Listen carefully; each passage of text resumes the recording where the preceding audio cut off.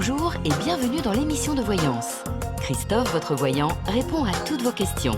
Il s'appuie pour cela sur les tarots et sur son étonnante faculté d'intuition.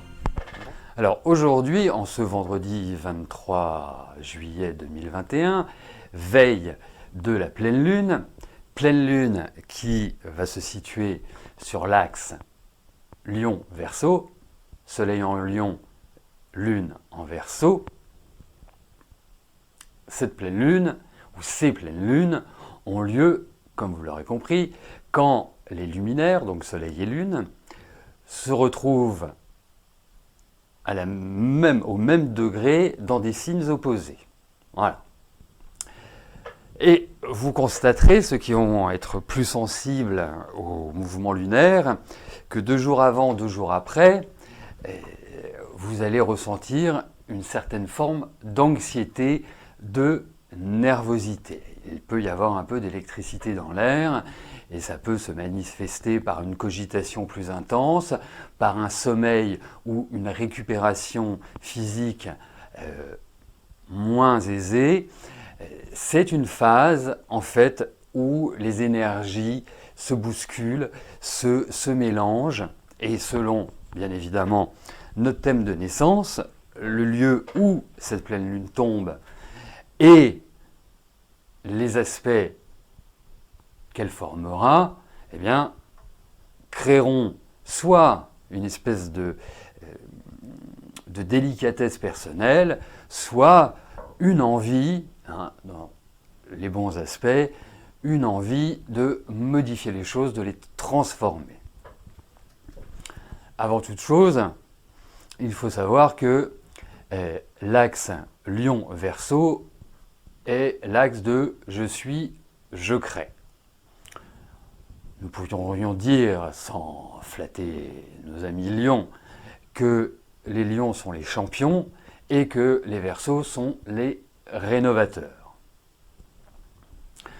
C'est un axe qui est également tourné vers l'affectif dans toute sa splendeur, que ce soit l'amour, l'amitié, les aspects relationnels dans son ensemble. C'est également par le lion, la maison 5, symbolique, l'image de soi. C'est l'image aussi, enfin pas du tout l'image, c'est la créativité. Et la maison 11, on va appliquer dans sa symbolique qui correspond au Verseau, aux amitiés, aux projets et aux honneurs. Alors, découvrons l'impact de cette pleine lune. C'est une pleine lune que je trouve globalement douce et essentiellement tournée vers les valeurs affectives, les relations aux autres, et notamment sur notre territoire parce que lorsque l'on monte la carte du ciel pour le 24 juillet 2021 aux alentours des 4 heures et quelques, l'ascendant est en Cancer. Donc, nous avons une répartition du Soleil en maison 1 et de la Lune en maison 7. Et si on veut aller plus en profondeur, la Lune est encerclée, et je dis bien encerclée parce que ce sont 2 planètes qui sont assez redoutables. D'un côté, Saturne, un aspect séparatif, donc la Lune quitte Saturne, et de l'autre côté, c'est tout à fait l'inverse, on a Pluton d'un côté, donc à gauche, et Saturne, la Lune va vers Saturne. Donc, ça va occasionner des sentiments puissants, voire extrêmes, avec une part émotionnelle décuplée. Cela augure également d'une volonté de changement ou d'investissement dans de nouvelles activités. Alors, quels sont les autres aspects planétaires de cette pleine lune? Nous avons une opposition entre Jupiter et Vénus. Jupiter et Vénus, ce sont les 2 grands bénéfiques du zodiaque. Alors, cet aspect va nous donner l'envie et le besoin d'aller vers l'extérieur, de rencontrer du monde et de ne surtout pas rester cloîtré chez soi. Cet aspect sera exact d'ici quelques jours. Il est important, puisque c'est une opposition, de bannir pendant cette période les excès en tout genre. Les dépenses financières, la nourriture, l'alcool, les drogues, et sans oublier ce qui peut, à des moments donnés, être ravageur, l'orgueil, puisque c'est quelque part la contrepartie de cet aspect-là. Ensuite, nous avons une opposition entre Pluton et Mercure. C'est le rapport entre le dieu de la communication et le dieu de la transformation. Vous me connaissez, j'essaie toujours de voir le verre à moitié plein et pas le verre à moitié vide. Même si c'est un aspect, j'irais dit, entre guillemets, difficile, il permet, lors de sa formation, d'examiner nos modes de communication, de réfléchir afin de lever les doutes sur ce qui existe aujourd'hui. Et surtout, de réfléchir autrement, d'avoir un autre mode de pensée. Regarder les choses avec un regard différent, inhabituel. Donc, bien évidemment, c'est un aspect de tension intérieure qui peut, dans certains cas, se transformer en pugilat verbal. Terminons par les aspects au luminaire, donc au Soleil et à la Lune. Et les deux aspects dont nous allons parler sont les quinconces de la Lune à Vénus et de Jupiter au Soleil. Commençons par la Lune. Lune, quinconce Vénus, va créer un climat mettant en valeur le besoin d'aimer et d'être aimé. Cela agira également sur les tensions qui peuvent naître dans les relations amoureuses. Des situations, des paroles vous déplairont certainement. Et vous y répondrez en oubliant la manière. Si vous rencontrez des problèmes avec votre amoureux, votre amoureuse, posez-vous, ouvrez une discussion constructive sans étaler de manière agressive vos divergences. Soleil quinconce Jupiter.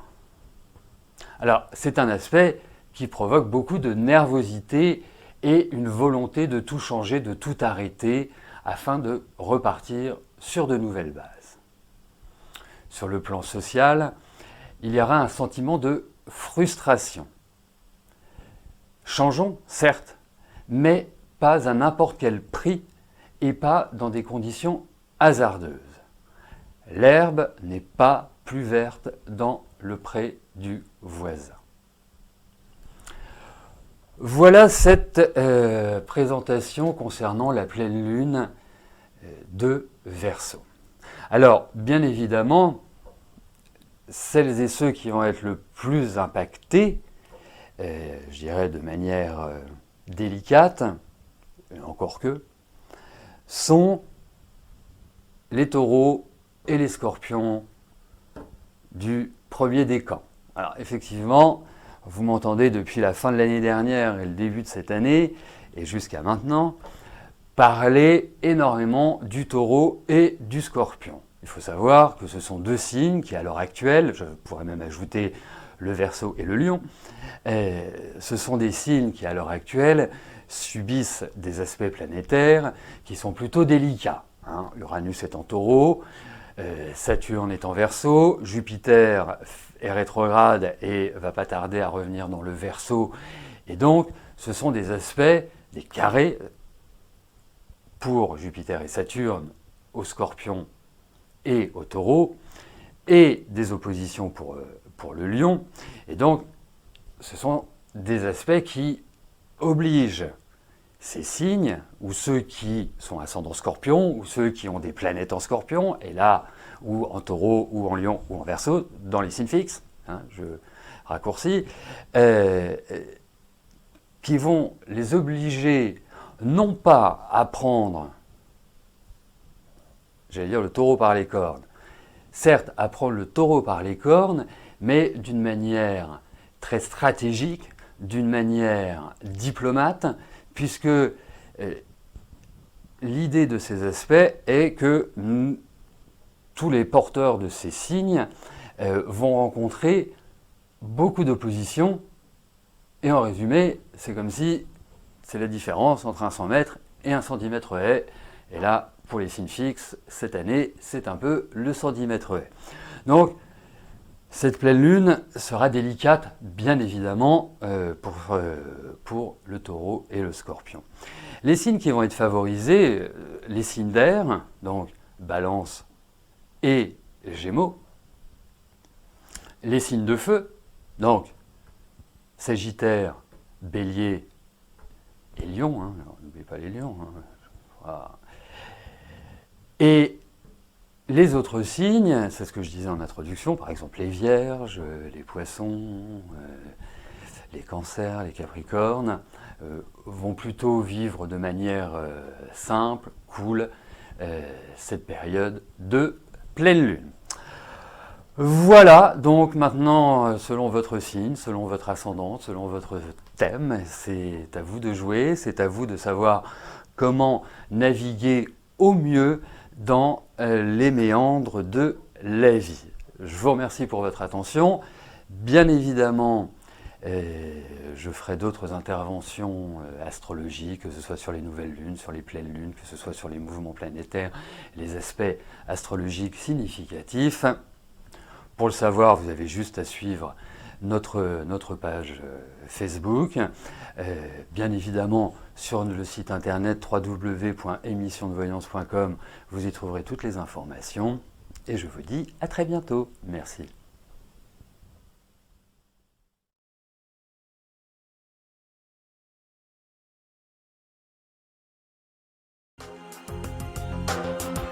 N'oubliez pas que du lundi au vendredi, à partir de 13h30, je réponds en direct à vos questions sur le site de l'émissiondevoyance.com et j'aborde avec vous tous les sujets qui vous tiennent à cœur.